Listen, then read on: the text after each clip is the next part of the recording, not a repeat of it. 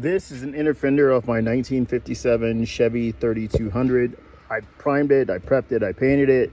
I've got some orange peel in here. The finish does look pretty good. If you're 6 feet away, you won't see orange peel. But if you're like me and you're getting granular with it, it's here. It's here in mass. So what I'm going to do in a normal situation is color sand it flat, then clear over it, and then if I had orange peel in my clear, I would sand the clear, buff the clear, and polish the clear, and it would be fantastic, and it would be defect free, hopefully. I can't do that with this paint. This paint doesn't like to be sanded. I tried buffing it before too, and it was like, screw you, buddy, I can't be buffed. So in order to fix that problem, the guy at the paint store gave me a new paint to try instead of this. So I'm moving on and preparing to use that paint. This is the other inner fender to compare the two. There you go. This did look better than this with less orange peel, so I'm improving as I go. What I've done here is sand off the shine. So that's utterly gone. If I were to buff and polish this, it would look the same. It would look the same. It would not change. So many times I've like buffed the clear coat other places on my truck, and it's just astonishing how amazing it looks. This, I could have cleared it and it would never look good because the orange peel would always be there. The fewer imperfections in your paint, the better the shine. And I'm going for maximum shine. To sand this down, I use 3M 400 wet and dry sandpaper. I got a bucket with a little bit of Dawn in it, a few drops of Dawn, and about a half a gallon of water. Now I want to show you how this shines, okay? We'll pretend by adding water to this that I had no orange peel, okay? It's going to kind of give that effect, making it shiny to us. So you can still see waves in the water, but the difference is astonishing between the two, right? Very big difference between the two.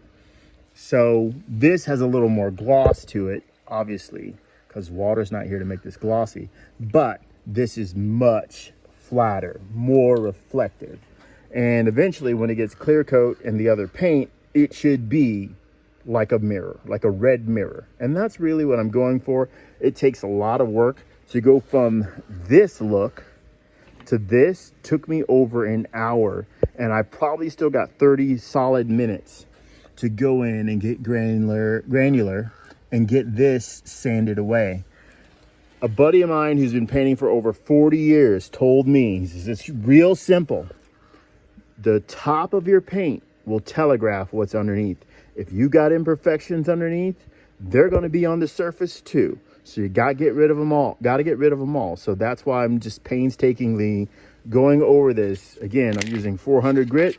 The instructions for the paint said I can use up to 500 grit, between 320 and 400. 320 and 500.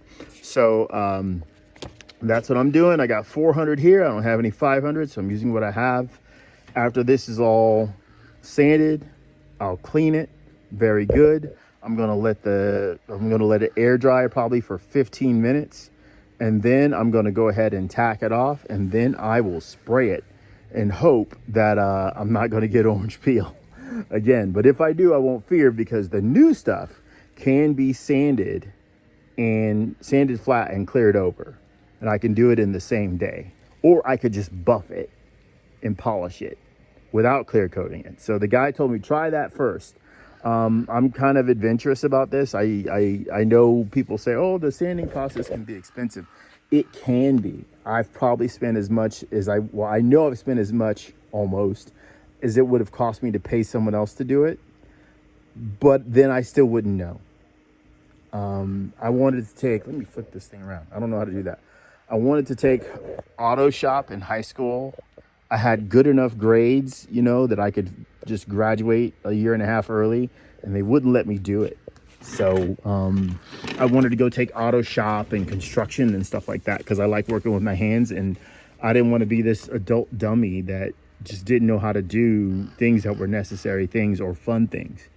The guidance counselor knew more than me, and my mom agreed with him. No, you're going to go off to college and be a raging success. Well, I was a little while. I was a raging success.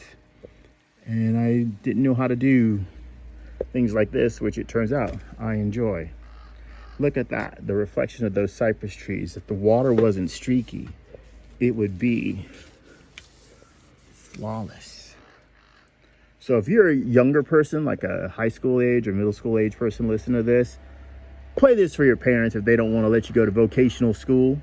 I'm a 52-year-old man about to have his first kid, and I only paint as good as a robot. I can do better, and I know it. So you should get there if you're trying to get there. All right, enjoy your build. Please like the video if you like the video, and please subscribe if you'd like more. Thank you so much, and have a wonderful week.